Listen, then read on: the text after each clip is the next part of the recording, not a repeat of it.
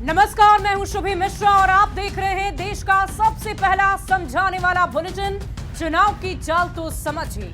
हमारी नजर चुनाव की हर एक चाल पर है, तो चुनाव से जुड़ी हर एक खबर को दिखाएंगे और खबर के अंदर की एक एक चाल को समझाएंगे। लेकिन पहले आप झट से देख लीजिए 4 बड़ी खबर जिस पर आज होगी हमारी नजर। मोकामा में घुड़सवारी वाला तेजस्वी का संदेश किसके लिए है, ये चुनावी चाल आज आप समझेंगे। और इसके साथ ही चिराग पासवान क्या कुछ चाहते हैं ये भी हम आपको बताएंगे और साथ ही साथ घुड़सवारी वाला तेजस्वी के संदेश को भी समझाने की कोशिश हमारी तरफ से की जाएगी। चिराग पासवान क्या चाहते हैं ये भी हम आपको बताएंगे, ये चुनावी चाल भी आपको समझाएंगे। और देखिए, चुनाव के मद्देनजर दिग्गज नेताओं का आगमन बिहार में हो रहा है। शाह के बिहार दौरे का संदेश क्या है ये भी आपको समझाएंगे। गोपालगंज जिले की सीटों का चुनावी गुणागणित क्या है ये भी आप हमारे इस खास बुलेटिन में आज समझेंगे। तो चलिए शुरू करते हैं, हमारे इस खास बुलेटिन की शुरुआत करते हैं। मोकामा में आरजेडी नेता तेजस्वी यादव ने घुड़सवारी की और घोड़े पर सवार होकर घूमते नजर आए। ऐसे में सवाल है कि अनंत सिंह के गढ़ में घुड़सवारी कर तेजस्वी यादव क्या संदेश देना चाह रहे हैं। पहले आप इस रिपोर्ट को देखिए और फिर चुनावी चाल को समझिए।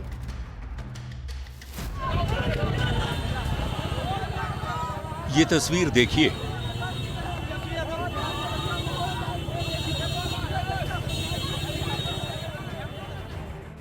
जगह अनंत सिंह का गढ़, बिहार का मोकामा। कार्यक्रम बिहार अधिकार यात्रा और घोड़े पर सवार तेजस्वी यादव। तेजस्वी यादव बिहार अधिकार यात्रा में बख्तियारपुर बाढ़ होते हुए जैसे ही मोकामा पहुंचे, घोड़े पर सवार हो गए और घुड़सवारी करते हुए ही इलाके में घूमे। सवाल है कि छोटे सरकार के नाम से चर्चित अनंत सिंह के इलाके में घुड़सवारी कर तेजस्वी यादव क्या संदेश देना चाहते हैं, क्योंकि घोड़ा और अनंत सिंह का बहुत पुराना संबंध रहा है। अभी हाल ही में 28 अगस्त को पूर्व विधायक अनंत सिंह के दोनों बेटे घोड़े पर सवार होकर निकले थे और ये वीडियो चर्चा का विषय भी बना था। और अब तेजस्वी यादव उन्हीं अनंत सिंह के गढ़ में घोड़े पर सवार होकर यात्रा करते दिखे। तेजस्वी यादव से जब सवाल हुआ कि घोड़े पर सवार होकर क्या संदेश देना चाहते हैं, तो क्या जवाब था वो भी सुन लीजिए। सब लोगों की इच्छा थी कि भाई, और यहाँ इस इलाके में घोड़ा चलाने का प्रचलन भी है। तेजस्वी यादव कह रहे हैं कि मुझसे बेहतर राजनीति में घोड़ा कोई दौड़ा नहीं सकता। इस बार मोकामा और बिहार दोनों जीतेंगे। क्या घोड़े पर सवार तेजस्वी ने अनंत सिंह को सीधा संदेश दे दिया है?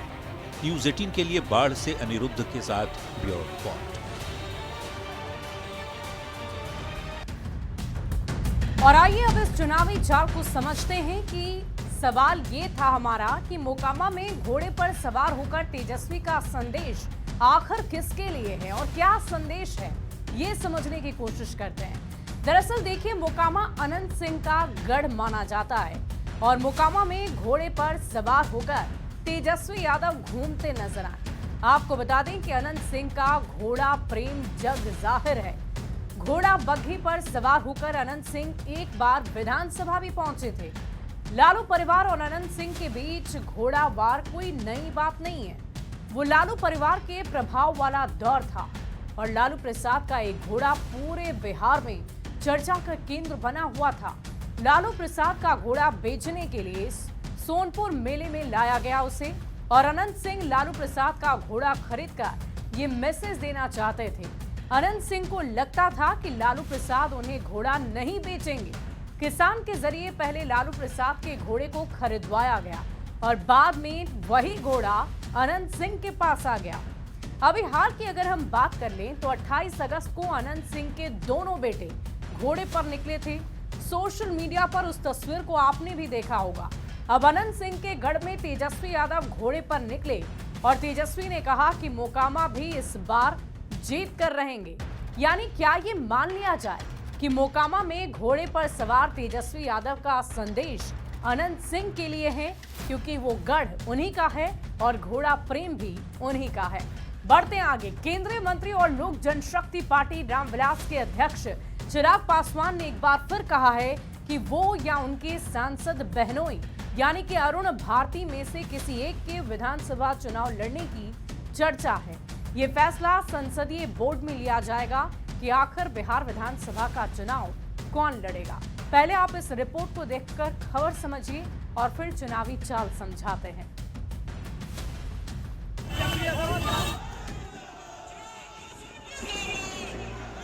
चिराग पासवान बिहार की राजनीति का ऐसा चेहरा जिसकी पार्टी के पास आज की तारीख में एक भी विधायक नहीं है, लेकिन विधानसभा चुनाव को लेकर सबसे ज्यादा चर्चा में रहते हैं। वजह है चिराग और उनकी पार्टी के नेताओं की ओर से समय समय पर आए बयान। महज एक दिन पहले यानी 16 सितंबर को चिराग ने साफ साफ कह दिया था कि एनडीए में नीतीश के नाम पर कोई संशय नहीं है। 2025 से 30 फिर से नीतीश। हाँ, 2030 और 2035 के बारे में वो जरूर सोच सकते हैं, लेकिन एक दिन बाद यानी 17 सितंबर को चिराग पासवान ने कह दिया कि उनके या फिर उनके सांसद बहनोई अरुण भारती में से किसी के विधानसभा चुनाव लड़ने की चर्चा है। आखिरी फैसला पार्टी संसदीय बोर्ड का होगा। उनसे इंटरेक्ट करता हूँ, मैं ये बोलता हूँ कि आपको एम्बिशियस होना चाहिए और होना होगा, तो यकीनन 30 के लिए भी मेरी सोच है, 35 के लिए भी मेरी सोच है। चर्चा में मेरा चुनाव लड़ना भी है और जमुई से हमारे सांसद बिहार प्रदेश के हमारे प्रभारी अरुण भारती जी का भी है, पर ये तमाम फैसले तब पूर्ण रूप से लिए जा सकेंगे जब जितने भी वर्टिकल्स हैं उसको हम लोग कंप्लीट कर लें। अब सवाल है कि क्या कोई केंद्रीय मंत्री पद छोड़कर यूं ही विधानसभा का चुनाव लड़ना चाहेगा? क्या कोई नेता यूं ही सांसदी छोड़कर विधानसभा का चुनाव लड़ना चाहेगा? वो भी तब जबकि पार्टी में बिना उनके इशारे के पत्ता भी नहीं हिल सकता। ऐसे में सवाल है कि आखिर चिराग चाहते क्या हैं? क्या ऐसे बयान सीटों के लिए प्रेशर पॉलिटिक्स का हिस्सा है या चिराग के मन में कुछ और ही चल रहा है? न्यूज़ 18 के लिए हाजीपुर से प्रफुल्ल के साथ ब्यूरो रिपोर्ट। और चिराग के मन में क्या चल रहा है, इसे समझने के लिए इस चुनावी चाल को भी समझना जरूरी है। तो सुनिए, एलजेपीआरवी के सब कुछ हैं चिराग पासवान। पूरी की पूरी पार्टी उनके इशारों पर चलती है। चिराग कह रहे हैं कि उनके विधानसभा चुनाव लड़ने की चर्चा है, वहीं उनके बहनोई यानी कि अरुण भारती के चुनाव लड़ने की भी चर्चा है। दोनों में से किसी एक के लड़ने पर फैसला संसदीय बोर्ड में लिया जाएगा, ऐसा चिराग पासवान कह रहे हैं। बयानों पर उठते सवाल भी हम आपको बता देते हैं। जब उन्होंने इस तरह का बयान दिया है तो क्या क्या सवाल अब सामने आ रहे हैं? क्या ये सीटों के लिए प्रेशर पॉलिटिक्स का हिस्सा है? क्या चिराग पासवान प्रेशर पॉलिटिक्स कर रहे हैं? जब 2025 में चिराग सीएम पद के दावेदार नहीं तो फिर चुनाव क्यों लड़ेंगे? इस बात की चर्चा उन्होंने न्यूज़ 18 के कैमरे पर भी की है कि 2025 में कोई वैकेंसी नहीं है, बिहार के मुख्यमंत्री नीतीश कुमार ही बनेंगे। क्या कोई केंद्रीय मंत्री सिर्फ और सिर्फ विधायक बनने के लिए विधानसभा का चुनाव लड़ेगा? ये भी एक बड़ा सवाल है। क्या केंद्रीय मंत्री का पद छोड़ नीतीश सरकार में डिप्टी सीएम बनने की इच्छा रखते हैं चिराग? हो सकता है कि महत्वाकांक्षा बिहार में डिप्टी सीएम बनने की हो। क्या ये भी एक महत्वाकांक्षा चिराग पासवान के मन में है? चिराग पासवान के बहनोई अरुण भारती इस वक्त सांसद हैं और एक सांसद विधायकी का चुनाव क्यों लड़ना चाहेगा? ये भी एक बड़ा सवाल है। क्या नीतीश सरकार में अरुण भारती को मंत्री बनवाना चाहते हैं चिराग? क्या ये बयानबाजी कुर्सी के लिए है या फिर सीटों के लिए एक प्रेशर पॉलिटिक्स वाली चाल है? ये भी एक बड़ा सवाल है। अब देखने वाली बात होगी कि भविष्य में चिराग पासवान और उनकी पार्टी और उनकी संसदीय बोर्ड क्या फैसला लेती है। कौन बिहार के विधानसभा चुनाव की रणभूमि में उतरेगा और अपनी किस्मत को आजमाएगा, और वो क्यों, ये भी जानना दिलचस्प होगा। बढ़ते आगे, बिहार विधानसभा चुनाव की तारीखों का ऐलान अक्टूबर के महीने में होने वाला है और उसके पहले केंद्रीय गृह मंत्री अमित शाह बिहार दौरे पर आ रहे हैं। गुरुवार को अमित शाह रोहतास और बेगूसराय में बीजेपी की क्षेत्रीय बैठक में शामिल होंगे। अमित शाह के दौरे के पहले सियासत भी काफी तेज हो गई है।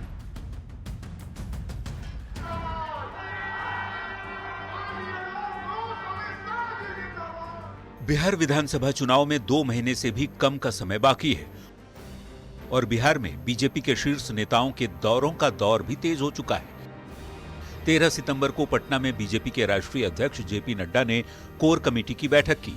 15 सितंबर को पीएम मोदी ने पूर्णिया में जनसभा की और 18 सितंबर को केंद्रीय गृह मंत्री अमित शाह रोहतास और बेगूसराय में क्षेत्रीय बैठक में हिस्सा लेंगे। माना जा रहा है कि अमित शाह का ये दौरा बीजेपी की चुनावी रणनीति को मजबूत करने के साथ ही संगठन में अनुशासन और समन्वय बढ़ाने के लिहाज से महत्वपूर्ण साबित होगा।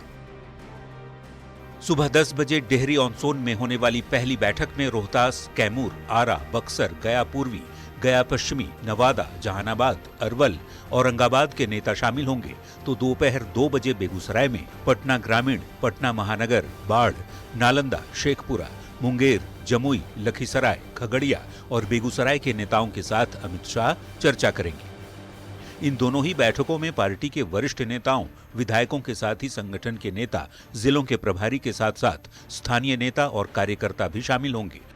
इन बैठकों में चुनावी रणनीति पर मंथन होगा, चुनावी तैयारियों की समीक्षा की जाएगी और अमित शाह जीत का मंत्र देंगे। ये आ रहे हैं बिहार के विकास के लिए और अगली सरकार भी बनेगी इसके। बिहार विधानसभा चुनाव की तारीखों के ऐलान में 1 महीने से भी कम का समय बाकी है। ऐसे में बीजेपी पूरी तरह से चुनावी मोड में है और बीजेपी के चाणक्य माने जाने वाले केंद्रीय गृह मंत्री अमित शाह ने चुनावी रणनीति तैयार करने की बागडोर अब खुद थाम ली है। न्यूज़ 18 के लिए बाढ़ से अनिरुद्ध और बेगूसराय से संतोष के साथ ब्यूरो रिपोर्ट। और आइए अब चुनावी चाल को समझ लेते हैं। 18 सितंबर को केंद्रीय गृह मंत्री अमित शाह रोहतास के डेहरी और बेगूसराय में पार्टी नेताओं के साथ 2 बड़ी बैठक करेंगे और चुनाव की चाल को समझने के लिए शाह के दौरे को भी समझते हैं कि आखिर ये इतना अहम क्यों है। अमित शाह बीजेपी के चाणक्य माने जाते हैं। रोहतास से शाहबाद को साधने की कवायद उनकी तरफ से की जाएगी। वहीं मगध क्षेत्र को साधने की कोशिश भी अमित शाह करेंगे। अब अमित शाह के आने के बाद शाहबाद और मगध को क्यों साधना जरूरी है, ये भी एक सवाल है। तो इसका जवाब ये है कि 2020 के विधानसभा चुनाव में शाहबाद और मगध में एनडीए का प्रदर्शन अच्छा नहीं रहा था और यही वजह है कि अमित शाह जब बिहार आएंगे तो शाहबाद में विधानसभा की 22 सीटें और मगध में विधानसभा की 33 सीटों को साधने की कवायद उनकी तरफ से की जाएगी। बात अगर शाहबाद की करें तो 2020 में एनडीए के खाते में महज 2 सीटें आई थी, जबकि महागठबंधन ने इसमें से 19 सीटों को जीत लिया और 1 सीट बीएसपी को मिली, जिसके विधायक जमा खान बाद में जेडीयू में शामिल हो गए।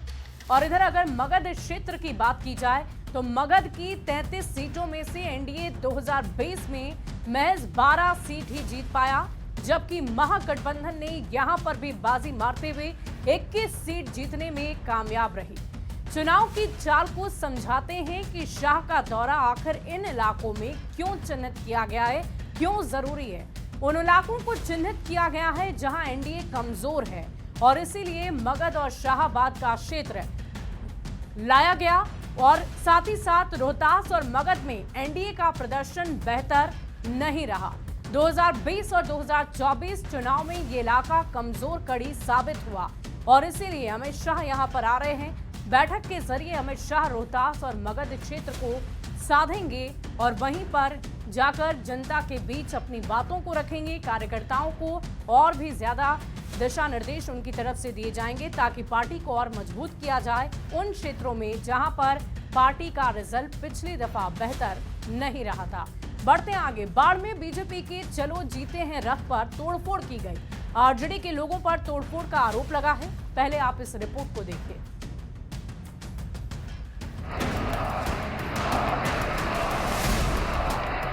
तस्वीर बाढ़ की है, जहां बीजेपी की प्रचार रथ में तोड़फोड़ की गई। बीजेपी नेताओं ने आरजेडी के लोगों पर रथ में तोड़फोड़ और पोस्टर फाड़ने का आरोप लगाया है। हमारा प्रचार गाड़ी पटना से प्रदेश से निकला था और रास्ते में बख्तियारपुर के पास जो है आरजेडी के लोग हमारे प्रचार गाड़ी का बैनर, एलसीडी ये सब का नुकसान किया है और ड्राइवर को भी नुकसान किया है। यह 90 के दशक को लाना चाह रहे हैं फिर से। इसीलिए जो है इस तरह का इनका मानसिकता बदलने वाला नहीं है और बिहार की जनता इनको पहचान गई है। तकरीबन आधे दर्जन प्रचार रथों में तोड़फोड़ की गई। साथ ही ड्राइवर की भी पिटाई का आरोप लगा है। ड्राइवर किसी तरह भागकर अपनी जान बचाया।